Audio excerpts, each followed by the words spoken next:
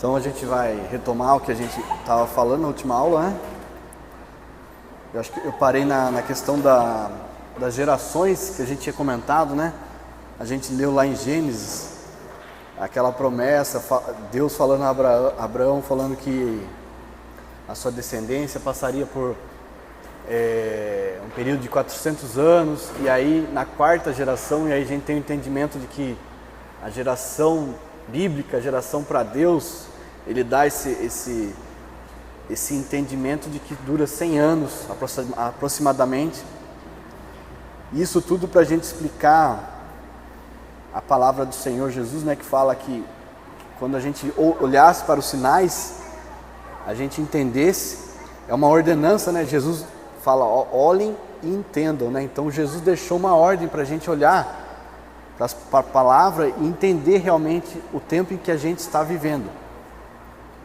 E a partir daí, Jesus também fala, não passará esta geração. Então, tendo esse entendimento, a gente olhando para os sinais que estão acontecendo, para tudo que está acontecendo, eu lembro que a gente comentou que de duas datas importantes, 1948, quando Israel em um só dia tornou-se uma nação novamente, né?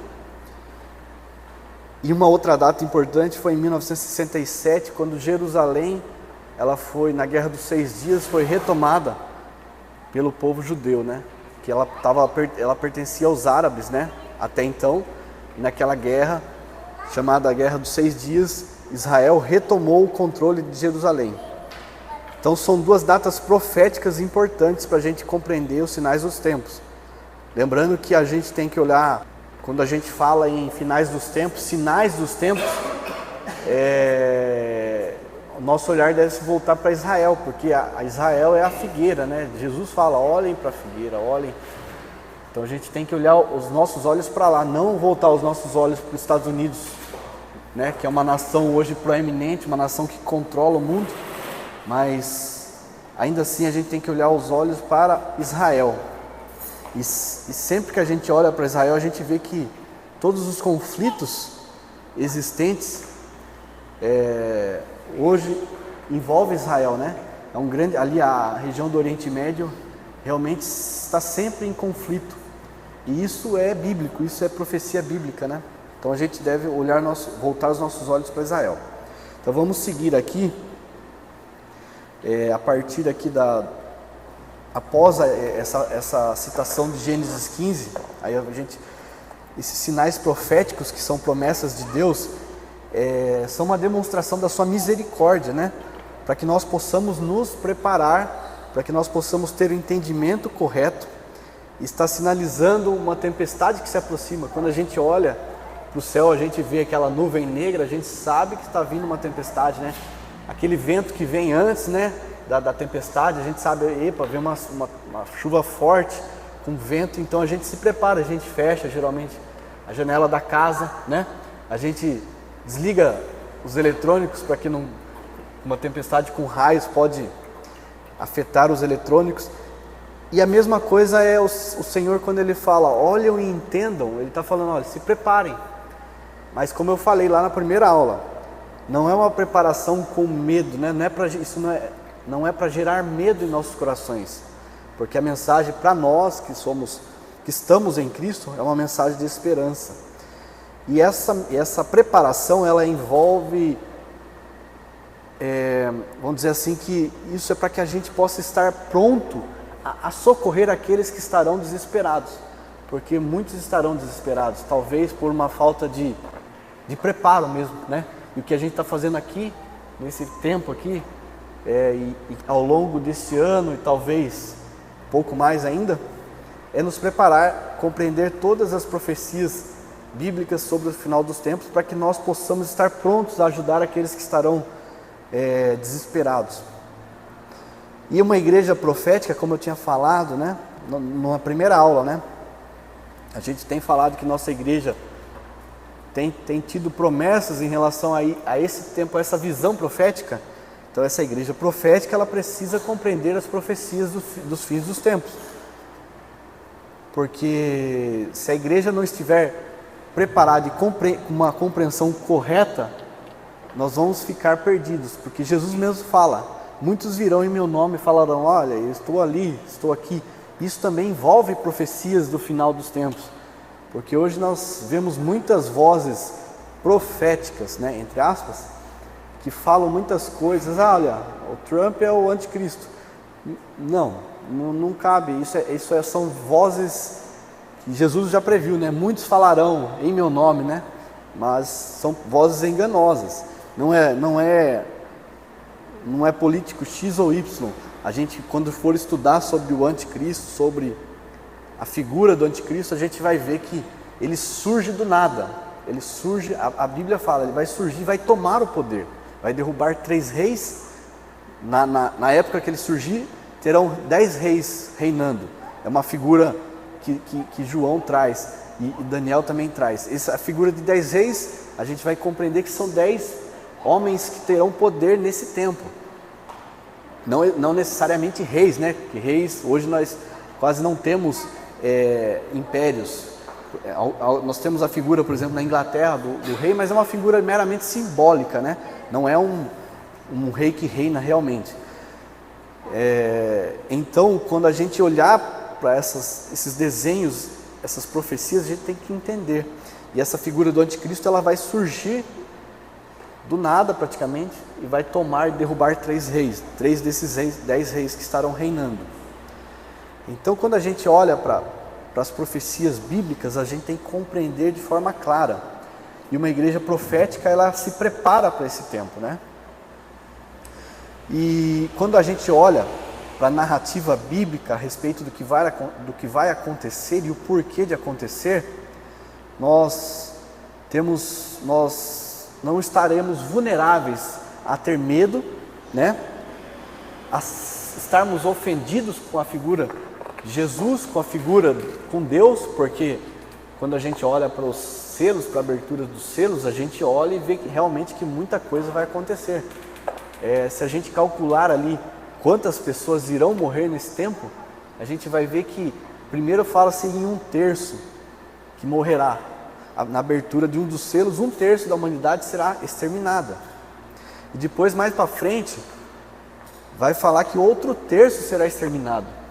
Então imagine, hoje nós temos uma população em torno de 8 bilhões quase, né? 1/3 de 8 bilhões, nós vamos ter algo em torno de 2 bilhões, passado de 2 bilhões e meio, né? 2 bilhões e 600, 2 bilhões e 700. Então é muita gente.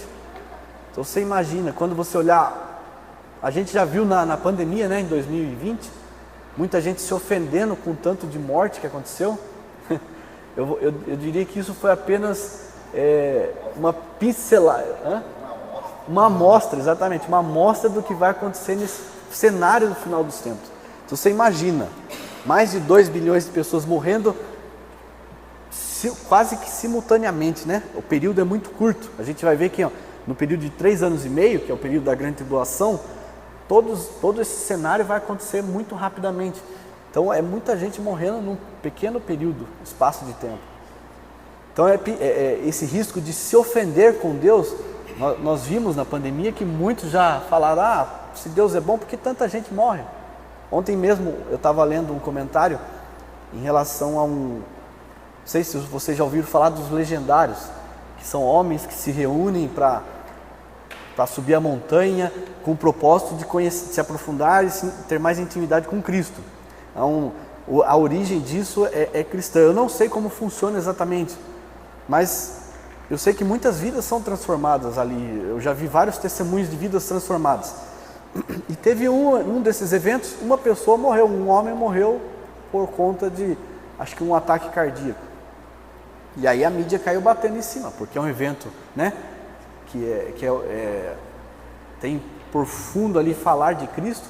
Então quando morre, pode morrer um monte de gente no carnaval, mas ninguém vai falar. Mas morreu alguém num evento cristão, e aí falaram, eu vi um cardiologista falando, né, e falando, olha, isso aí acontece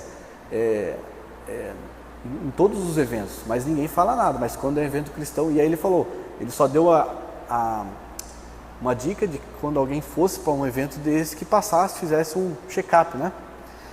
Mas o que eu quero falar com isso é que eu vi um dos comentários lá, é de um rapaz lá falando exatamente isso. Esse Deus bom, vocês vão lá atrás de... Tem tanto bandido ruim que não morre, e aí vai lá ele falou lá, provavelmente ele sabia quem morreu, eu não sei. Um empresário que gera empregos foi lá atrás de Cristo, né? Ele usou essas palavras e morreu. É esse entendimento, as pessoas olham para a morte, pessoas morrendo e colocam a culpa em Deus. C.S. Lewis trabalha muito isso no livro O Problema da Dor, ou O Problema do Sofrimento, né? Algumas versões. Ele fala que as pessoas se ofendem com Deus porque elas não entendem a profundidade do que é o sofrimento, do que é a dor. Na verdade, Deus não criou a dor e não criou o sofrimento. Se você vai em Gênesis 1, ele vai falar que tudo que ele criou era bom. Ele olhou e falou, isso é bom. Então Deus não criou nada ruim. Só uma coisa que ele não fala que é bom. Alguém sabe? Lá em Gênesis ele fala, tudo é bom, mas uma coisa ele não fala que é bom. Muito bom. Não, tem uma coisa que ele não fala que é bom. As trevas, ele fala, haja luz e trevas. Aí ele fala, ele viu e a luz era boa, mas das trevas ele não fala. Aí é uma indicação da maldade que vai... Deus é onisciente, ele sabia que a maldade entraria através de Satanás, entrou, né, na humanidade, que a serpente representa Satanás, soprando ali a mentira, né? Então, essa única coisa é as trevas, que não é bom. Por isso que há muita referência bíblica em relação a dia e noite. Fala que vocês são da luz e não da noite, porque a noite representa, as trevas representa o mal. É a única coisa que Deus... Exatamente.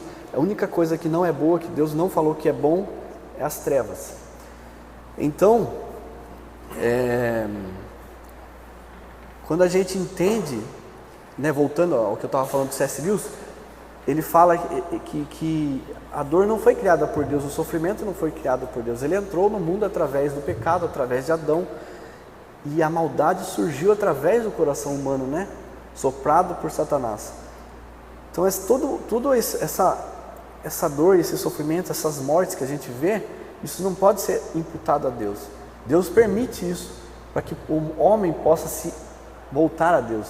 Muitas vezes a gente vê que em momentos de luto e dor e sofrimento, em hospitais, né, os irmãos que vão em hospitais, a gente vê que as pessoas são mais vulneráveis à palavra. Por quê? É em momento da dor que Deus trabalha muitas vezes. Porque quando a gente está, né, bem, tudo bem, né, viajando, passeando, tem dinheiro, tá conseguindo pagar as contas, a gente não se lembra de Deus. Mas quando vem as aflições, a gente se volta a Deus.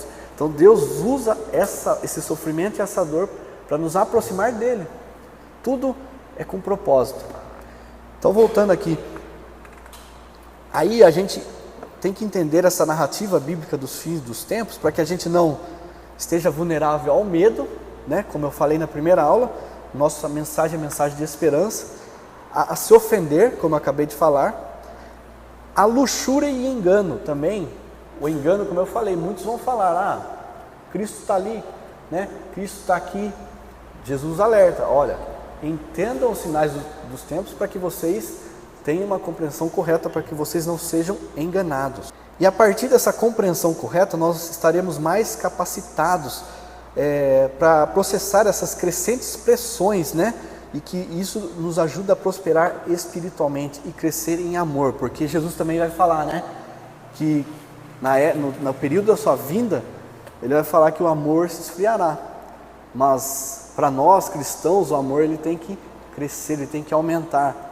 E quando a gente tem essa visão correta dessas profecias bíblicas, a gente vê pessoas sendo perseguidas, pessoas morrendo, a gente vai ter a compaixão, né? Porque a gente vai entender que isso a origem disso é se afastar de Deus, porque quando a gente se aproxima de Deus, a gente, ainda que a gente parta desse mundo, quando a gente olha para o luto, a gente olha para a morte, a gente olha com uma visão diferente, né, daqueles que estão afastados de Deus. Porque a gente olha e fala, se a pessoa morreu em Cristo, a gente entende que a pessoa está com Deus hoje. Então é para que nós possamos ter essa visão correta. Eu quero ler aqui um texto que fala desse período. Lucas 21, 26 a 34. Vai falar assim: haverá homens que desmaiarão de terror, e pela expectativa das coisas que sobrevirão ao mundo, pois os poderes dos céus serão abalados. Então, nesse período que antecede a vinda do Senhor, muitos estarão desesperados, muitos estarão olhando para isso e falar assim: nossa, o que está acontecendo? Se você imagina, ontem, estava conversando aqui antes, teve um terremoto de 8.0 aqui no Caribe, 8.0. A escala, se eu não me engano, vai até 9. Isso, né, por enquanto, né, porque quando chegar esse tempo aqui, eu creio que vai passar dos 9. Tem uma passagem que vai falar que vai acontecer um terremoto que vai destruir a cidade toda. Então, mas 8.0 é muito forte. Tinha um alerta de tsunami para várias regiões ali do Caribe. Então você imagina, olhando para isso que está acontecendo hoje, muitos já se assustam. Você imagina quando começar a se cumprir o que está escrito em Apocalipse, né? Aí segue o texto: então se verá o Filho do Homem vindo numa nuvem, com poder e grande glória. Ora, ao começarem essas coisas a suceder, exultai e erguei a vossa cabeça. Então a mensagem para nós é essa: quando começarem a acontecer essas coisas, exultai, ou seja, se alegrai. O mundo vai estar desesperado, mas nós devemos olhar e nos alegrar, porque a vossa redenção se aproxima. Ainda lhes propôs uma parábola, dizendo: vede a figueira e todas as árvores, quando começam a brotar. Vendo, sabeis por vós mesmos que o verão está próximo. Assim também, quando virdes acontecerem essas coisas, sabei que está próximo o reino de Deus. Em verdade vos digo que não passará esta geração sem que tudo isso aconteça. Aquilo que eu falei, Jesus, a mensagem dele, olha, quando vocês olham para a figueira, vocês olham e entendem que o verão está próximo. Então, quando vocês olharem para essas coisas acontecendo, entendam que a minha vinda está próxima. E ele fala aqui, e essa geração não passará. Então ele está dando uma dica, vamos dizer assim: olha, quando começarem a acontecer todas essas coisas, olhem, essa geração inteira aqui é a geração da minha vinda.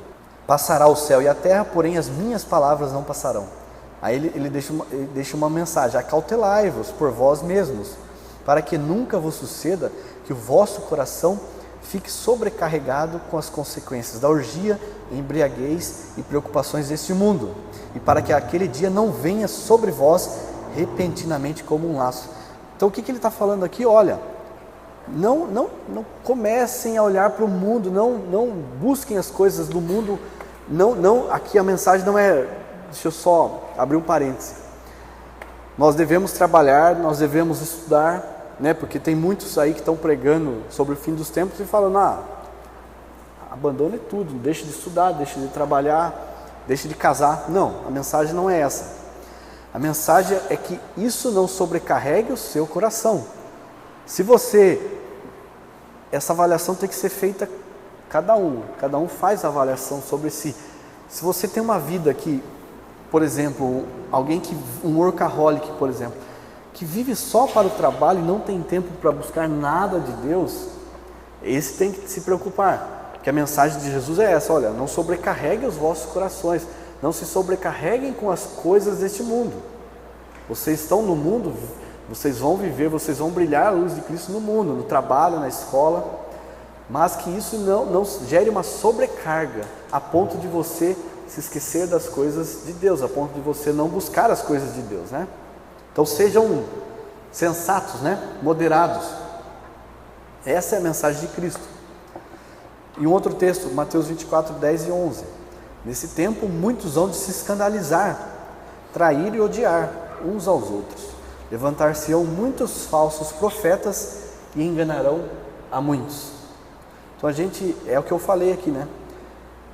O escândalo muitos dentro da igreja mesmo vão se escandalizar com o que vai acontecer, por conta de uma falta de entendimento correto.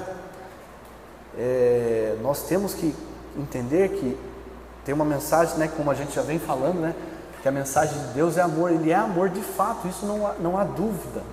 Mas o Jesus que volta, ele é um Jesus que vem para reinar. Ele vem para destruir todos os seus inimigos, colocar os inimigos debaixo dos seus pés. Esse Jesus que vem para reinar, fala lá em Apocalipse 19 que as suas vestes brancas com salpicar de sangue. E muitos falam, muitos interpretam errado, que esse sangue é dele. Não, o sangue dele já foi derramado lá atrás. Esse sangue é dos inimigos, daqueles que são ímpios. Ele vai derramar muito sangue, como a gente viu, né? Piso lagar, como a gente mencionou lá, que são 296 quilômetros, é um rio de sangue, de 1 metro de altura, né? Imagina quanto sangue. É muito inimigo de Deus que a gente vê hoje, infelizmente. A gente prega o evangelho para algumas pessoas. Eu vi um outro vídeo esses dias, um homem pregando com a Bíblia na mão, aqueles que pregam, falam alto, né? Eu não estou criticando isso, lógico, mas é só para exemplificar. Mas ele pregando assim na Avenida Paulista, e as pessoas agredindo ele fisicamente. E aí ele fala assim, ele não reage, mas ele fala assim, viu? Mas ali, ó, estão tocando funk alto, por que vocês não vão lá brigar? O que incomoda? É o barulho ou é a mensagem? Verdade. É a mensagem. É a mensagem que incomoda. E se a gente olha para esse cenário, essas pessoas, é lógico que para o Espírito Santo não é impossível, mas muitos já endureceram o coração a ponto de não mais aceitar a palavra. Lembra lá quando Deus fala, eu vou endurecer o coração de Faraó para cumprir o meu propósito? Muitos já estão com o coração endurecido para que Deus cumpra o seu propósito no final dos tempos. Essas pessoas já não aceitam mais a palavra. Agora, quando a gente fala isso, a gente não deve pregar o evangelho? Não, pelo contrário. A gente deve pregar o evangelho, porque não somos nós que fazemos a obra. E nós não sabemos discernir quem está com o coração endurecido. É somente o Espírito Santo. Mas muitos já estão. E nós temos que estar preparados para sofrer represálias, como esse homem sofreu na Avenida Paulista, no Brasil. Bem-aventurado. Bem-aventurado. Aí eu citei um outro exemplo outro dia do rapaz, do senhor no ônibus, que era em outro país, né? Mas que também foi agredido por um jovem. Então hoje a gente já vê. Eu vi uma outra situação, acho que foi na Inglaterra, uma mulher com uma faixa contra o aborto numa clínica de aborto, sem falar nada, somente com a faixa. Ela foi presa na Inglaterra, presa por estar com uma faixa contra o aborto. Ela não falou nada, não ofendeu ninguém, somente a faixa, somente a mensagem já levou ela para a prisão. Então a gente já vê tudo isso se cumprindo, que a mensagem do Evangelho já está ofendendo, já ofende as pessoas. Então quando a gente olha para esse cenário, a gente entende que quando Jesus fala que Ele vem para derramar um rio de sangue, é por conta disso, é por conta desse cenário. Nessa linha que o Felipe estava falando, eu estava vendo, assim, a gente tem, novamente, quando a gente fala aqui das aulas, né, a gente sempre acaba falando a visão ocidental em comparação com a visão oriental. E, de novo, assim, quando a gente fala de pessoas que estão começando aqui no Brasil a serem repreendidas por pregar o Evangelho, a gente tem a impressão de que tá vindo para cá e está começando. Mas assim, o que as Escrituras falam é de uma grande tribulação, a maior tribulação. Por que fala de grande tribulação? Jesus está usando essa palavra, né, o grande, para colocar em relação às tribulações que já são cotidianas. O mundo jaz no maligno e já está em tribulação. O que vai acontecer é uma grande tribulação. Então, irmãos, nós temos a liberdade aqui e nós temos que aproveitar. Eu estava vendo um vídeo de alguns cristãos em um país muçulmano, eu não sei que país que é, mas quebrou meu coração. Assim, os caras pegaram os cristãos ali e costuraram a boca deles, cara. Filmaram assim. Não sei se alguém viu esse vídeo. Nossa, cara, quebrou meu coração assim de ver aquilo. São irmãos nossos, sabe? São irmãos nossos que estão com a boca costurada lá. E a verdade é que muitos irmãos em outros países já sofrem uma tribulação. Mesmo não sendo a grande tribulação que nós estamos falando aqui, nós temos que ter esse entendimento, irmãos.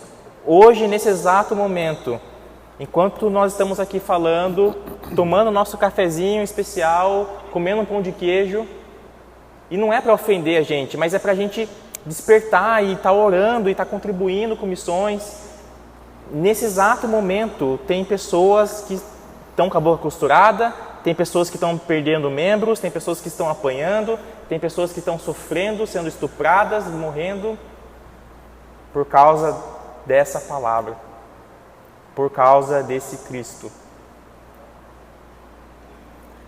Nós temos que fazer uma grande reflexão. E fim dos tempos, o que nós falamos aqui é para que nós possamos refletir, irmãos. Refletir sobre o que é a morte, refletir sobre o que é o reino de Deus, sobre os tesouros que o Senhor Jesus tem reservado para nós, para não nos apegarmos com esse mundo, porque o que Ele tem para nós é infinitamente melhor. Olha como nós temos uma visão errada sobre a morte. Quando nós ouvimos falar que alguém morreu, a primeira coisa que nós pensamos, como que ele morreu? Ah, mas como que ele morreu? Morreu uma morte tranquila. Ah, tudo bem. O que nós deveríamos pensar é, como ele viveu? Como ele viveu? Ele viveu uma vida que estava com Cristo e agora ele está com Cristo? Porque, irmãos, nós podemos morrer numa cama de hospital tranquilo, ou dormindo. Se não estivermos com Cristo, vamos abrir os olhos no inferno. Essa é a verdade. Com Cristo, podemos passar por todas as tribulações. Podemos morrer uma morte horrível, mas vamos abrir os olhos e estaremos com Cristo. Então não é como morremos, ou se estamos sofrendo, ou se estamos aqui vivendo uma vida tranquila. O que importa é, seja vivendo tranquilo ou vivendo em tribulações, apegarmos a Cristo e a sua mensagem. Apegarmos ao Senhor enquanto é tempo, enquanto estamos aqui vivendo. Nós só temos essa vida, temos que fazer valer a pena. Essa passagem que a irmã citou tem uma... Quando a gente for estudar ela mais, Daniel, mas tem um entendimento muito... que eu estava estudando esse tempo atrás, acho que eu comentei com o Cláudio. Ali eles não se dobraram uma figura, né, que é de um reino, né, que era a estátua de Nabucodonosor. Ou seja, eles não se dobraram, uma figura, uma tipificação de um anticristo da época, né? E eles foram lançados no fogo. E o fogo ele tem a função de tornar puro, né? E ali, tanto que o ouro, para ele se tornar puro, ele é lançado no fogo, né? E lembra que Nabucodonosor fala, acenda 7 vezes mais, né? A fornalha. Ou seja, o 7 na Bíblia, ele representa totalidade, ele representa plenitude, representa algo completo. Então, está indicando que, acenda o máximo possível, eles vão ser... E aí eles foram purificados ali. E o engraçado é que eles saíram até com as vestes sem chamuscar, né?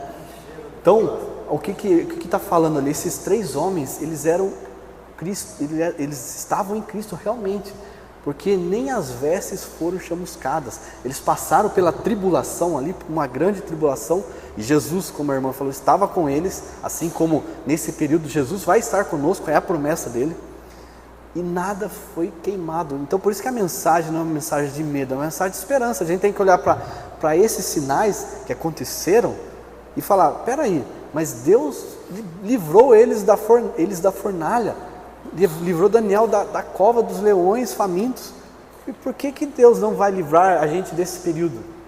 Então, por isso que a gente tem enfatizado que é uma mensagem de esperança, é uma mensagem, Jesus fala, alegrai-vos, exultai-vos, né? Agora vamos seguir aqui, 4 mentiras comuns que são relacionadas, né, às profecias escatológicas, as profecias dos fins dos tempos. A primeira delas é dizer que essas profecias não são relevantes. Nós já ouvimos, né, de pessoas que fizeram parte da nossa comunidade, pessoas que falaram que estudar escatologia não tem importância. É lamentável uma visão dessa, porque demonstra que a pessoa talvez não compreendeu ainda o que significa o estudo da escatologia, o estudo dos fins dos tempos.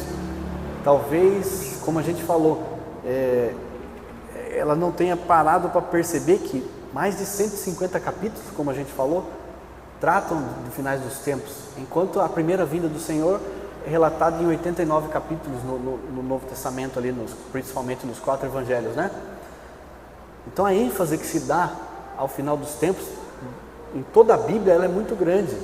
E se ela é muito grande, se Deus dá uma ênfase dessa, por que a gente teria vamos dizer assim, a pachorra de dizer que isso é irrelevante, né? Não é irrelevante, é muito relevante. Se não fosse relevante, Deus não trataria dessa forma, né? E Jesus enfatiza, né? Ele, como a gente viu na última aula, isso é sabedoria, olhar para esses sinais, para essas profecias e compreender. É sabedoria que vem de Deus, né? Então ela é relevante, sim. E a igreja do fim dos tempos, ela vai se preparar para ser vitoriosa quando ela experimentar a extrema glória de Deus que vai ser derramada. Porque esse período, ele vai ser um período de grande perseguição, mas um período de grande avivamento histórico, o maior avivamento da história. E essa preparação é como se a igreja tivesse uma bússola em meio à tempestade. A gente vê ali os capitães de navios, eles usam a bússola para se orientar, porque eles olham para todos os lados, só há água. Imagina em meio a uma tempestade, né? Em meio a uma tempestade, como eles se orientam? Porque eles não enxergam nada. Tempestade em meio ao mar, você não vai enxergar nada. Eles usam uma bússola. E quando a gente estiver nesse período de grande perseguição, quando a igreja estiver nesse período, o entendimento dessas profecias serve como uma bússola. Porque a gente vai olhar o que está acontecendo e vai falar, isso está escrito lá em Apocalipse e tal, Daniel já previu isso tem que se acontecer para que Jesus venha. Então a gente já tem o entendimento correto, já está olhando e já está entendendo o que está acontecendo, discernindo os tempos, como Jesus fala, né? O Espírito vai nos fazer lembrar tudo quanto nós estudamos e aprendemos. Exatamente. E essa questão de o Espírito nos lembrar também, eu creio que nesse período as Bíblias serão tiradas, as Bíblias serão queimadas, como foi já, né, tempos atrás. Então, é necessário que a gente até decore versículos, porque a gente não sabe o que vai acontecer. Isso é eu falei que não é necessário na outra aula, que não é necessário que a gente estoque alimentos, que a gente se desespere para estocar alimentos. Isso não é necessário, porque como Deus proveu o maná no deserto, Ele vai prover para nós nesse tempo. Mas em relação à palavra, a gente tem que sim buscar ler e buscar guardar porções da palavra. E olha, Daniel vai falar que no tempo dos fins os sábios resplandecerão. Os sábios são quem? Quem tem o entendimento no tempo do fim. Então nós estamos aqui estudando, irmãos, porque nós cremos que nós, como comunidade cristã, devemos ser esses sábios do fim. As pessoas buscarão a palavra de Deus, buscarão pessoas que tenham entendimento. Nós precisamos ser essas pessoas que tenham entendimento nesse tempo. Então que sejamos esses sábios que vão resplandecer nesse tempo. Então conhecer e entender essas profecias, ela vai ser uma questão de, eu coloquei aqui que é uma questão de vida ou morte para muitos. Por quê? Porque nesse período, se a gente não tiver a compreensão correta, a gente vai caminhar para os falsos cristos, né? Jesus falou, alguns vai ali, Cristo está lá. E a gente vai se enganar, vai se equivocar, vai seguir falsos cristos, o que nos vai levar à morte. Então a gente precisa ter essa correta compreensão. E aqui também eu coloquei, conhecer as Escrituras nos torna mais confiantes na soberania de Deus e nos dá a certeza da vitória.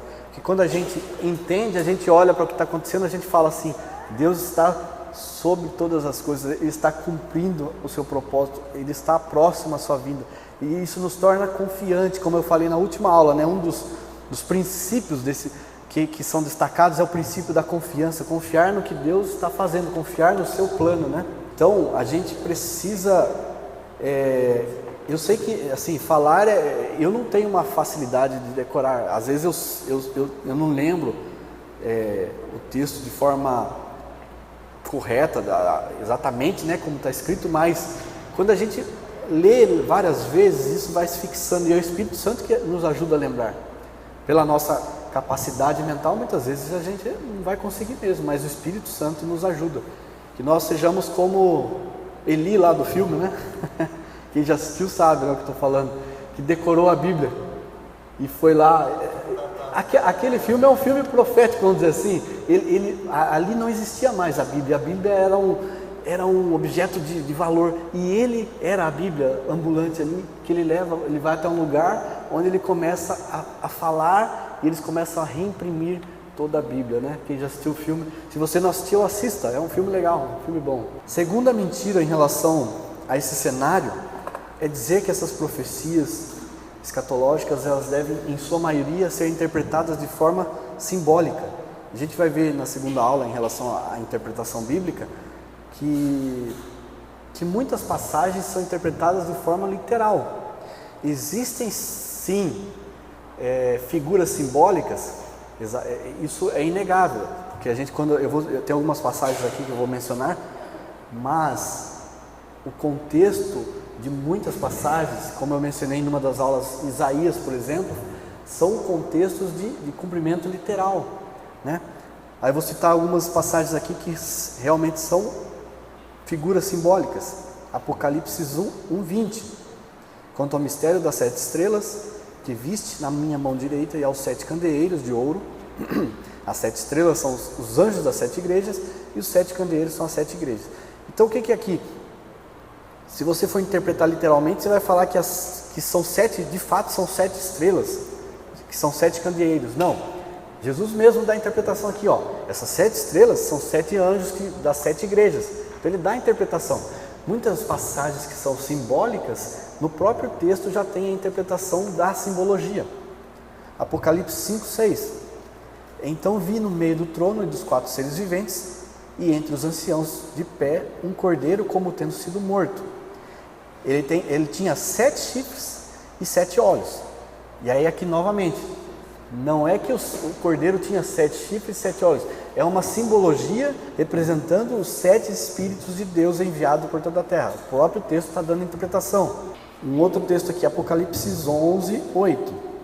E o seu cadáver ficará estirado na praça da grande cidade, que espiritualmente, então aqui a simbologia, ele já está falando, ó, esse texto aqui, essa cidade, espiritualmente, ela se chama Sodoma e Egito. Então não é que vai ser Sodoma e o Egito, ele está dando uma interpretação, uma visão espiritual. Essa cidade, ela espiritualmente é comparada a Sodoma e comparada ao Egito.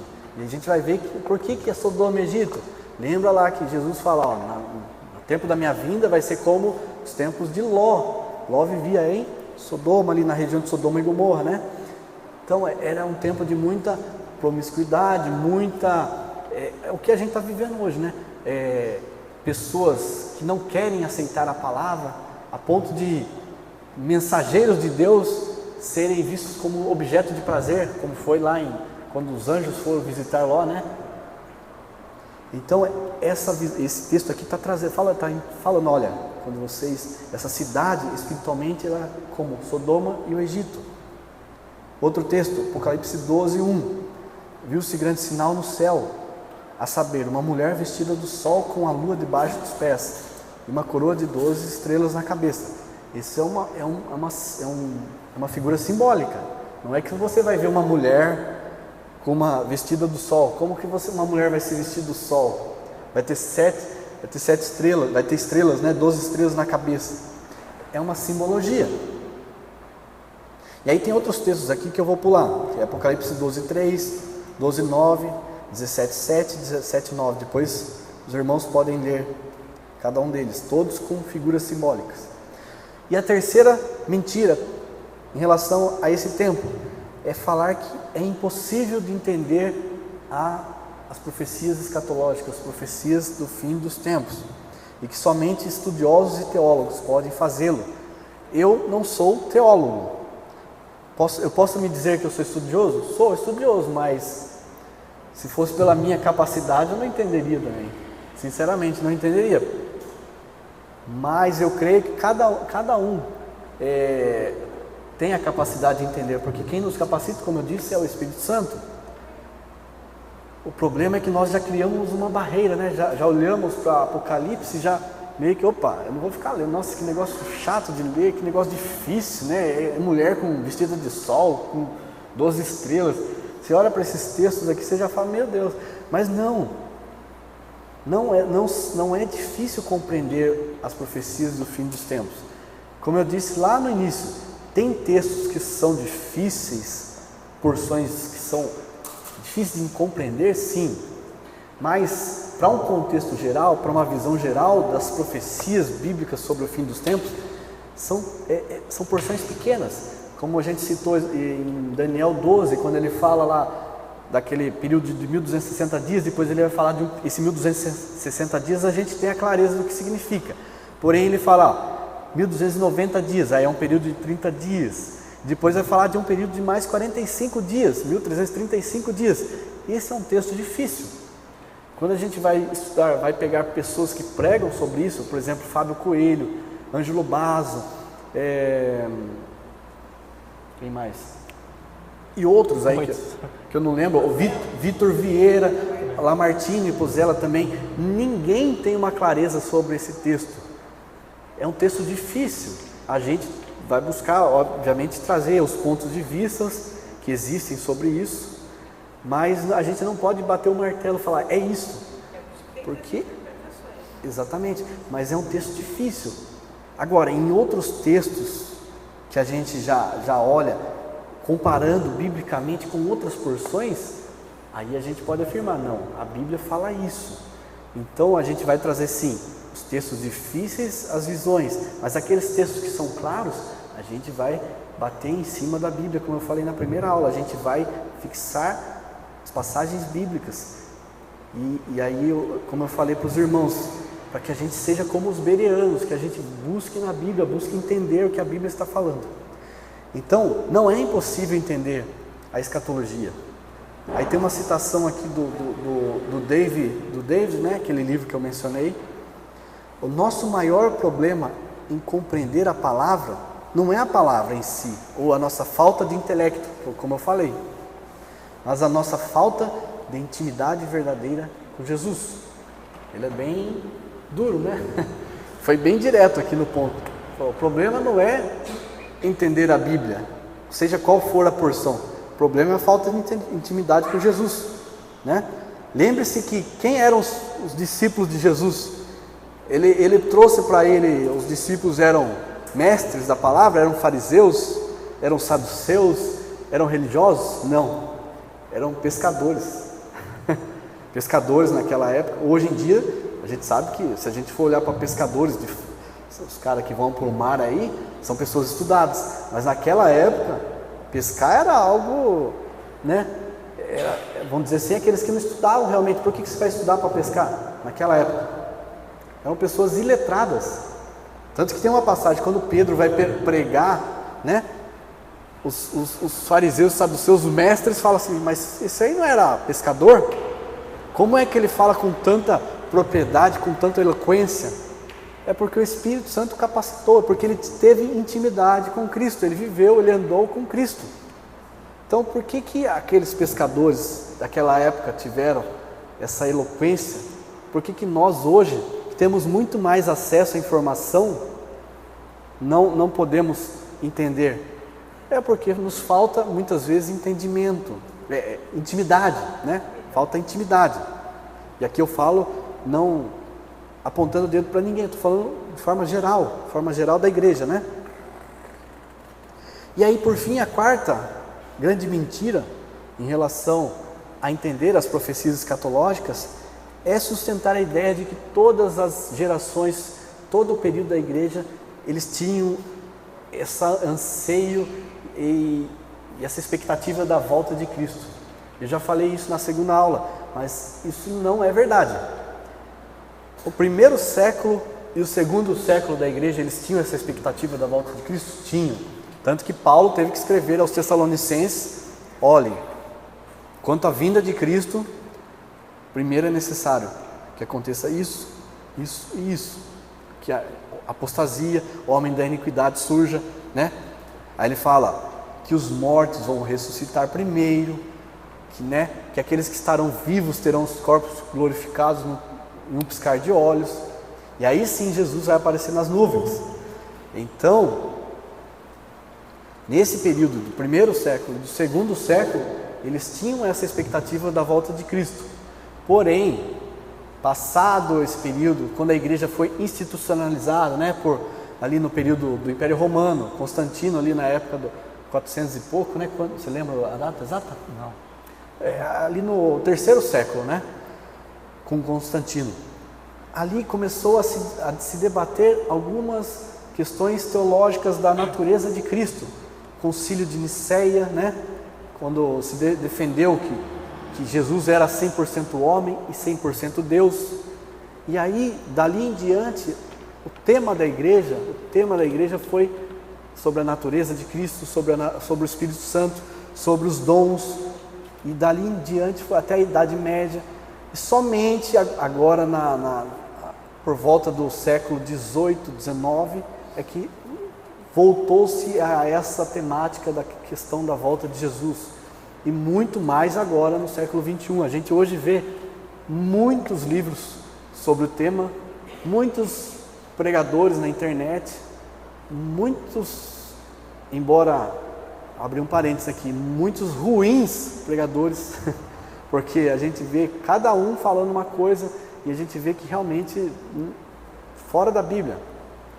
Mas temos que destacar que existem muitos bons pregadores, muitas pessoas boas, como a irmã citou, Lamartine é uma pessoa muito boa, que é um pastor que estudou muito, Vitor Vieira, Fábio Coelho, Ângelo Basso, são pessoas que a gente tem acompanhado, que são pessoas que estudam a fundo. Tem um irmão lá do Rio Grande do Sul que eu estudo muito, baseado nos estudos dele, que é o Thiago Tis. Até se vocês quiserem, o canal dele chama-se Graça e Conhecimento. Ele tem um estudo muito profundo sobre final dos tempos. Ele tem um testemunho de que ele trabalhava, ganhava razoavelmente bem, e Deus chamou ele para estudar sobre o fim dos tempos e abandonar o emprego. E ele abandonou o emprego. Hoje ele vive exclusivamente das doações dos irmãos, do canal, que o YouTube, paga, uma quantia, dependendo da quantidade de visualizações. Ele vive exclusivamente disso. Ele tem um curso de escatologia, que ele também montou, mas muita coisa ele está aberto no YouTube para os irmãos. É a linha bíblica. É a linha bíblica. Eu não gosto muito de usar esses termos, irmão, me desculpe. Eu não gosto de usar a igreja reformada, a igreja tal. Eu uso linha bíblica. Até a gente brinca, a questão do calvinismo e do arminianismo.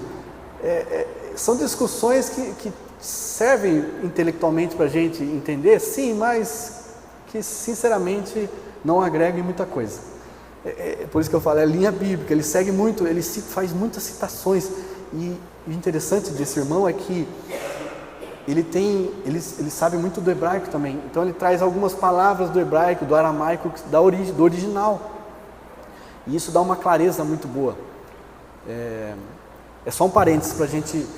Então, se os irmãos quiserem se aprofundar um pouco mais, o canal dele é Graça e Conhecimento. Aí tem o do pessoal do Convergência, que é o do Ângelo, o Fábio Tem aquele Coelho. cara do Manual Bíblico também? Como que é o nome? Ah, sim. Manual não, Curso Bíblico Online. Também tem um irmão que é o meu xará, pastor Felipe. Ele é batista. Felipe, ele é um pastor. Curso Bíblico Online é o canal dele também. E também tem uns estudos muito bons. Ele fez um estudo da cronologia bíblica que eu vou usar. Eu adquiri esse curso dele para poder usar essa cronologia. Ele fez um mapa cronológico da Bíblia inteira. Quando a gente for falar da representação dos 7 dias da criação em relação aos 7 milênios de duração da Terra, eu vou usar esse mapa, porque se a gente pegar a cronologia bíblica, a gente vai ter uma compreensão de que nós estamos próximos dos 6.000 anos. Até essa semana o Cláudio compartilhou um artigo em relação a isso. Os judeus, o calendário deles é diferente, eles estão no ano 5.700 e pouco, quase no final quase 5.800. Porém, há um gap de anos, é uma discussão em relação à interpretação rabínica mesmo, que houve um gap ali quando na época da época que o povo foi cativo e o retorno do povo, né, com a destruição do templo e tal. Então tem um gap ali que dá em torno de 150, 140 anos, né, que levaria a entender que o calendário judeu deveria estar computando o ano 5.960, 5.900, por aí, chegando a 6.000. E aí quando a gente for estudar 7 dias da criação, com a representação dos 7.000 anos da humanidade, a gente vai falar mais sobre isso. Então, os números na Bíblia não estão lá por acaso. Como eu falei já, o número 7 é o número de Deus, o número da perfeição. O número 6, como a irmã citou, do 666, é o número de homem, da imperfeição. Por isso que quando Deus fala, olha, o número da besta é o número 666, é o número de homem. Ele fala ali na palavra, na passagem. Então, quando a gente olha para a história da igreja, né, voltando aqui, recapitulando, no primeiro e no segundo século, sim, tinha essa expectativa da volta, mas durante o resto da história, não. E agora está retornando novamente esse anseio pela volta de Cristo. Vamos aqui já para o próximo tópico. Essa é uma passagem que gera essa dúvida de interpretação. Interpretação de português. Alguns vão dizer assim que, então quer dizer que Jesus, por falar que essa geração não passará em relação aos sinais, então ele estaria falando que é essa geração do momento ali que ele está falando. Ou seja, alguns vão dizer, olha, Jesus tinha um entendimento que o fim dos tempos ia acontecer nessa geração e ele estava errado. Ele estava errado, ele morreu e alguns não vão crer que ele ressuscitou. Então ele tinha essa expectativa como um rabi, mas não se cumpriu. Só que quando você olha para a passagem, Jesus está deixando claro que esta está em relação aos sinais. Ou seja, ele vai estar dizendo, olha a figueira, quando você ver esses sinais, saiba que está próximo o tempo e que não passará essa geração até que isso aconteça. Jesus está ligando essa com os sinais ocorrendo. Ou seja, quando você vê que os sinais estão ocorrendo, então você sabe que essa geração não vai passar. Então é essa dificuldade de interpretação, né, que alguns têm. A figueira floresceu. E a figueira, a gente entende que está em relação a Israel. Quer complementar alguma coisa? Na verdade é isso mesmo que você... Em relação que essas falas do tipo aí que as pessoas chegam para confrontar a gente, são pessoas que querem, vamos dizer assim, alegar que a Bíblia contém erros, né? Mas a gente sabe que a Bíblia ela não contém erros, não contém contradições. E como o Cláudio falou, quando Jesus fala antes disso ele falou de todos os sinais. Então ele fala, em relação a esta geração desses sinais que não vai passar, essa geração do final dos tempos. O Felipe falou tudo, assim, o problema de tudo é olhar para as profecias bíblicas, olhar para esse período com um viés humano, com um olhar humano. Ou seja, eu tenho que fazer algo, estocar alimentos, eu tenho que ter uma arma ali em casa reservada, eu tenho que comprar um sítio e morar no sítio, eu tenho que plantar batata, eu tenho que fazer as coisas. Tem gente que é assim hoje em dia. Alguns vão falar assim, olha, tira seu dinheiro do real, compra Bitcoin, vai comprar Bitcoin.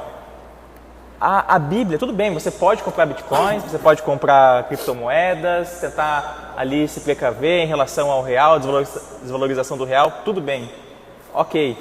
Porém, a Bíblia é clara em falar que quem não tiver a marca não vai conseguir comprar ou vender. Então, assim, não importa se você tem Bitcoin ou não, a marca vai dizer se você vai poder comprar ou não.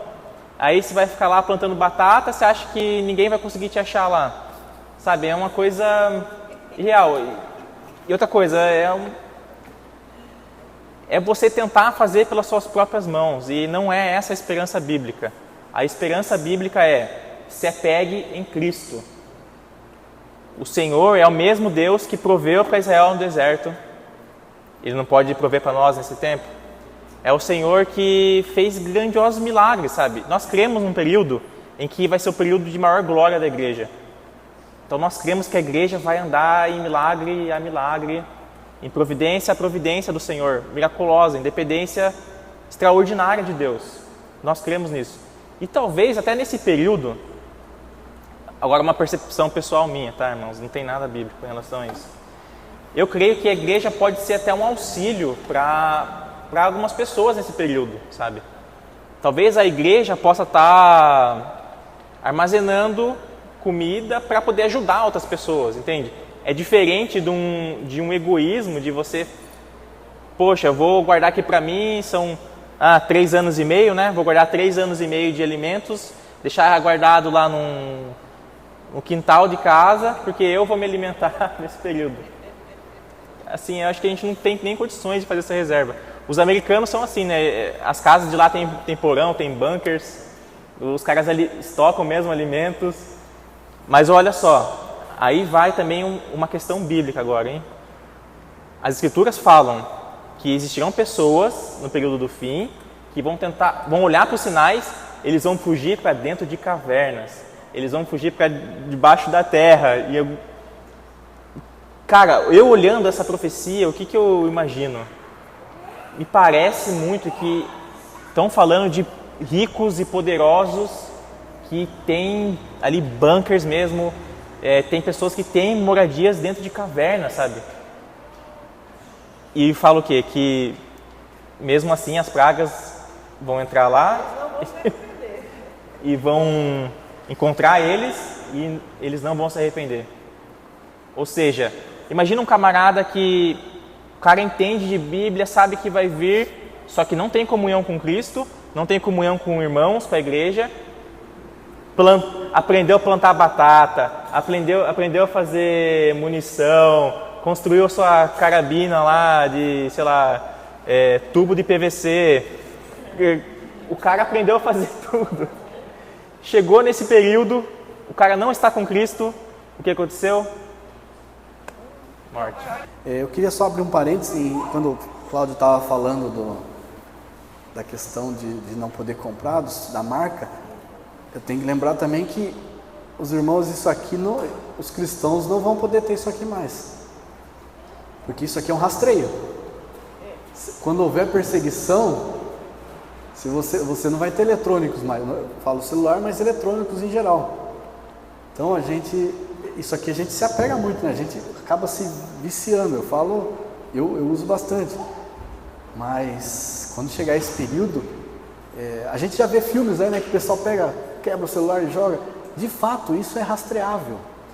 E você imagina um sistema onde um homem mau quer eliminar todos aqueles que são cristãos, que professam a Cristo, que já vai ter um sistema que eu creio que já existe, né, na verdade, de identificação facial, de identificação de dados. A gente pega a lei de proteção de dados, não sei quem já leu, mas eu dei uma lida esses dias. Tudo é registrado. Você faz uma compra na internet, pronto. Seus dados já estão registrados em todo o banco de dados. Então, você é rastreável. Então, quando chegar nesse período, uma dica, vou deixar uma dica para os irmãos, se livra disso. Nós não precisamos disso. Isso aqui não precisa. Obviamente que, relembrando, se no seu trabalho ainda você estiver trabalhando, você precisar usar isso, tudo bem, Deus vai te dar livramento. Mas se você não precisar, se livra disso. O Senhor Jesus, o Espírito Santo vai nos conduzir, eu creio que a gente participou de uma aula lá em São Paulo, o dia todo sobre Apocalipse. E uma das mensagens principais é que o Senhor vai derramar um espírito de discernimento, um dom de discernimento de espírito. Cremos que vai ser um dom essencial nesse período, porque vai ter muitos falsos cristos. Então nós vamos precisar discernir o que é certo e o que é errado. Falsos cristos dentro da igreja. Porque fora da igreja é fácil você discernir, mas dentro da igreja vai ter falsos cristos, pessoas falando mentiras como se fossem verdades. Então nós temos que buscar com zelo esse dom de discernimento do Espírito. É um dom essencial para esse período também.